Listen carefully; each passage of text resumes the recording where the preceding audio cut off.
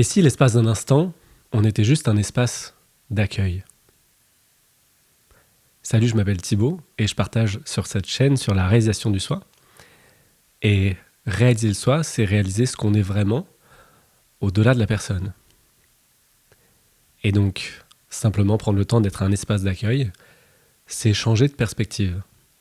C'est passer de « je suis un corps, une personne, avec une histoire, donc un passé, et plein de choses qui en découlent, et un futur, des espoirs, des rêves. » Et quand on est une personne, on a justement, on pourrait dire, des problèmes qui sont liés à notre passé, à notre futur. On peut avoir notamment des émotions, des choses qui font que c'est bloqué, c'est difficile, c'est souffrant. Ce que j'appelle moi émotion, c'est souvent ce qu'on appelle souffrance, et c'est généralement quelque chose de très désagréable auquel on résiste. Et justement par rapport à cette souffrance, à ces émotions, je trouve que ça aide énormément de s'intéresser à la réalisation du soi parce que on nous invite, à travers la réalisation du soi, à arrêter de se prendre pour un humain avec son histoire et à se prendre pour un espace. Et moi j'aime bien dire espace d'accueil. Parce que ce qu'on est vraiment, c'est simplement l'attention, simplement la conscience. Donc il y a conscience de, 3 petits points, ajouter le reste. Et si je me place en personne, je dis « moi, Thibaut, nanani, nanana ».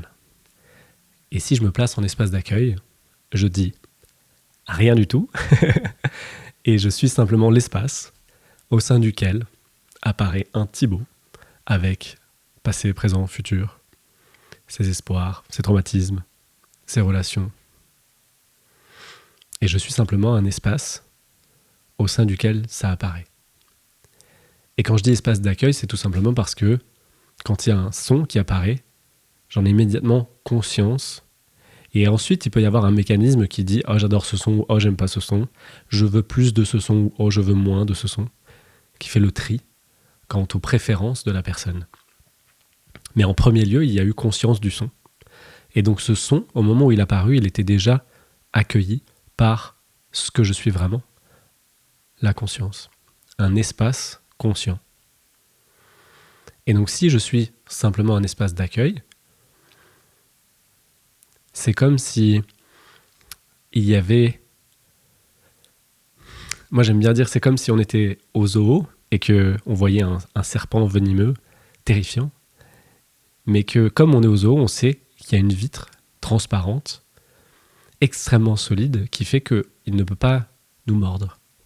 Et donc on peut s'approcher très très près des détails du serpent, même des dents du serpent. On peut s'approcher extrêmement près.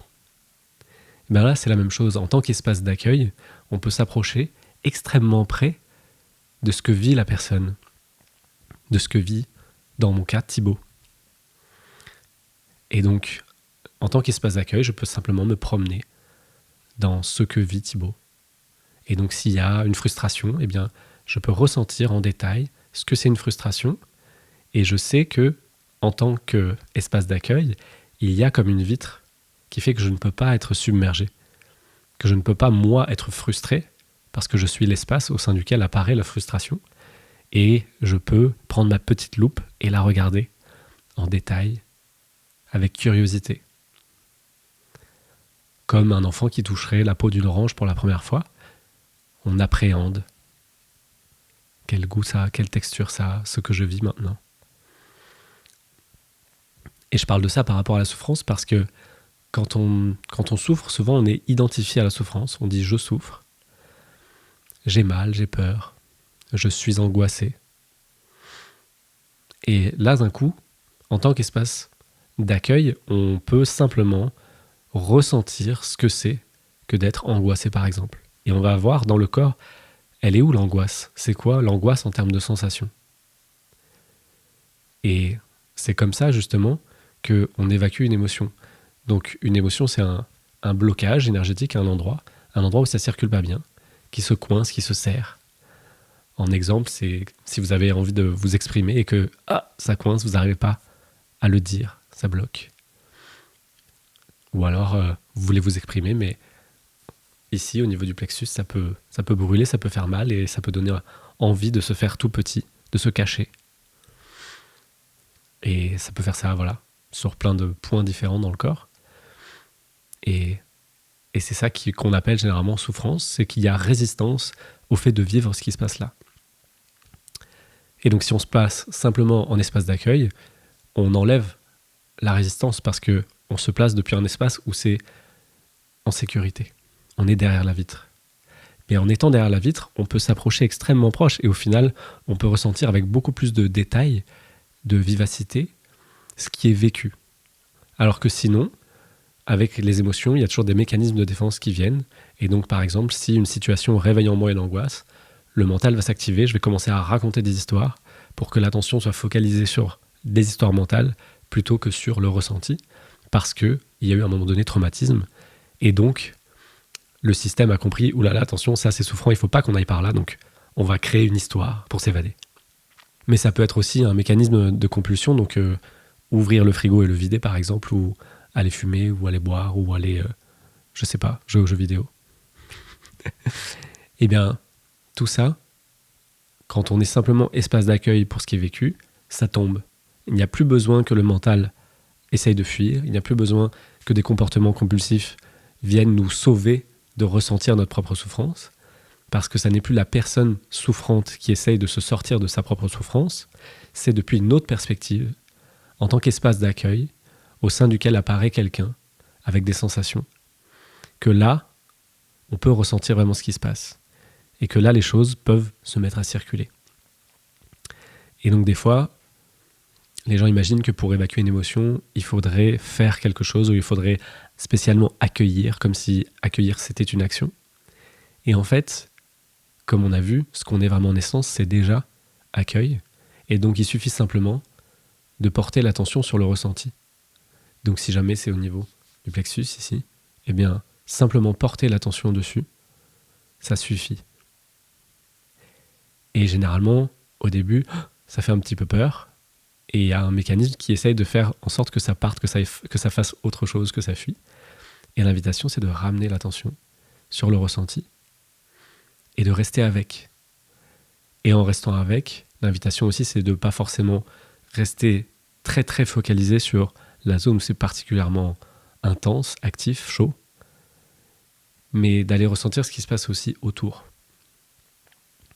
Parce que autour, il y a des perceptions plus subtiles qui viennent de la même émotion et qui nous permettent de, comme manger les contours grignotés, et ça a le même goût. Donc on prend déjà la saveur de ce qui se passe, mais avec une certaine distance qui fait que c'est plus léger, plus fluide. Et aussi, je vois pas mal de gens quand ils évacuent les émotions qui cherchent de l'intense, qui pensent que ça va passer par le fait de pleurer, de crier, de taper, et plus si affinité. Et en fait, non, pas du tout. Vous pouvez rester en contact avec une sensation qui est douce, mais qui est clairement présente. Quand vous pensez à une situation conflictuelle, par exemple, eh bien, il y a un endroit dans le corps qui s'active, qui est actif. Et simplement rester avec le ressenti, ça suffit. Donc là, je pense à la jalousie, par exemple.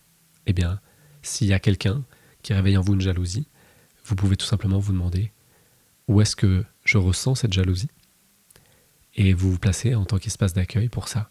Vous n'êtes pas la personne qui est jalouse, vous êtes simplement présente au fait qu'il y ait une sensation de jalousie qui n'est pas la vôtre. C'est comme si la personne qui apparaissait au sein de l'espace que vous êtes, ça n'est pas vous. Parce que justement, à ce moment-là, ça n'est pas vous. Vous êtes l'espace d'accueil et il y a une personne qui apparaît. Et donc on change de perspective. Je suis la personne ou je suis l'espace. Et je suis la personne, généralement, ça crée des blocages, des tensions, ça ne circule pas bien. Alors que je suis l'espace d'accueil, eh bien c'est comme si on ouvrait toutes les vannes, qu'on était la circulation même, qu'on était une fenêtre ouverte, et qu'au sein de ce qu'on est, nous, circulation, il ne peut pas y avoir de blocage énergétique. Et donc naturellement, tout ce qui est bouché, se met à se déboucher et à circuler. Et ensuite, quand une émotion commence à être évacuée, on peut voir que ça va avoir des répercussions sur tout le corps énergétique. Et donc, il peut y avoir des résonances avec d'autres points dans le corps qui sont eux aussi coincés, bloqués. Et donc, on prend le temps de les ressentir, eux aussi, jusqu'à ce qu'ils se dissolvent, encore une fois, en n'étant pas obligé de focaliser sur la zone tendue, mais en pouvant ressentir ce qui se passe autour. Et vu qu'on est ouvert aux sensations, on peut voir que les sensations ne sont pas contenues dans le corps physique. On peut ressentir des choses en dehors du corps physique, en tant qu'espace, des perceptions subtiles. Et que être en contact avec ça, c'est encore une fois ouvrir grand la fenêtre pour laisser les choses circuler. Et généralement, j'aime bien dire que c'est parti pour un tour de manège. On fait voilà, ça circule, ça réveille différents points. Et puis, ces points-là, eux aussi, finissent par se détendre, se dissoudre. Et l'énergie se met à circuler ailleurs. Et tout ça jusqu'à un moment donné où ça a fait le tour complet de là où ça devait passer. Et ça se dépose, ça se calme.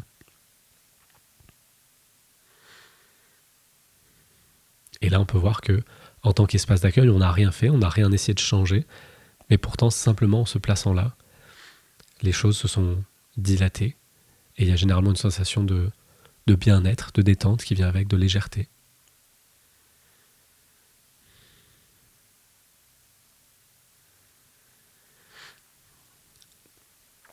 Et j'aime bien inviter à simplement savourer le simple fait d'être, sans avoir besoin d'être quelque chose ou quelqu'un.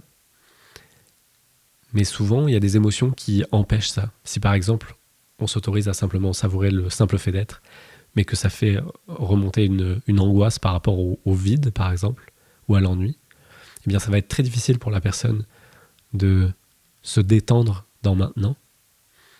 Et donc dans ces cas-là, c'est essentiel de d'abord faire ce qu'on est en train de voir, pour évacuer justement l'angoisse, l'émotion par rapport à l'ennui, peut-être la peur de la mort, vu que peur du vide. Et une fois que c'est évacué, alors là, ça peut se détendre dans le simple fait d'être et ça peut savourer ça. Et ce qui avant était peut-être inaccessible pour les personnes pour qui c'est compliqué de faire ça, eh bien, ça commence à être quelque chose de simple et d'évident et même quelque chose de fortement apprécié. Il y a des gens, des fois, après des séances, qui me disent « Ah, maintenant, j'aime méditer.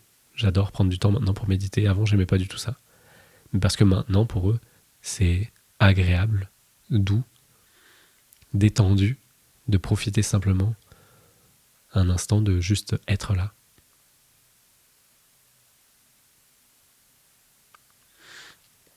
Et donc je parle pour les émotions que ça aide, mais pour tout le reste ça aide. Et on peut vivre la vie en tant qu'espace d'accueil au sein de laquelle il y a quelqu'un qu'on semble être et on laisse circuler tout ce qui passe à travers cette personne. Donc ce que ça veut dire, on le laisse dire. Ce que ça ne veut pas dire, on le laisse ne pas être dit. Et ce que ça veut faire, on le laisse faire. Et on est toujours espace d'accueil, on voit qu'il y a un enthousiasme pour quelque chose, et bien on le suit, c'est incarné. On joue le rôle, on a l'inspiration et hop, directement, ça continue dans le même élan. Il n'y a pas deux, il n'y a pas moi qui reçois quelque chose et qu'ensuite j'essaie de le mettre en œuvre. Et il y a inspiration qui immédiatement coule à travers Thibaut. Et ça, c'est en se plaçant en tant qu'espace d'accueil. En tant que personne, ça ne serait pas possible. Je ne pourrais pas faire une vidéo comme ça sans avoir des bullet points, sans savoir que je dois dire ça, puis ça, puis ça, puis ça. Et là, ça peut simplement se poser là et se dire, tiens, je pourrais parler de ça. Et puis, ça coule et ça parle de ça. Voilà, donc je vous invite à prendre le temps d'être simplement un espace d'accueil pour ce qui se vit et de voir que généralement, au début, on apprécie ça, ça crée une détente. Et après, c'est comme si on remettait les gants, on remettait le masque et on rejouait notre rôle. Et je vous invite à voir combien de temps vous pouvez le tenir, de rester un espace d'accueil sans remettre le masque. Parce que vous allez voir que vous n'êtes pas obligé de remettre le masque, vu que le film continue, le rôle continue, sans même que vous ayez besoin, vous, de prendre votre responsabilité, de prendre ça au sérieux, et de dire, allez, maintenant, c'est à moi de jouer mon rôle. Il n'y a pas besoin, c'est le cœur qui joue le rôle, et ça circule tout seul. Et voilà, ça a sonné, donc ça veut dire forcément que c'est la fin de cette vidéo. Merci beaucoup d'avoir regardé la vidéo. Abonnez-vous, likez, tout ça. Et je vous dis à très bientôt. Et voilà, ça a sonné, donc je suppose que c'est la fin de cette vidéo. Je vous souhaite une excellente journée et je vous dis à bientôt.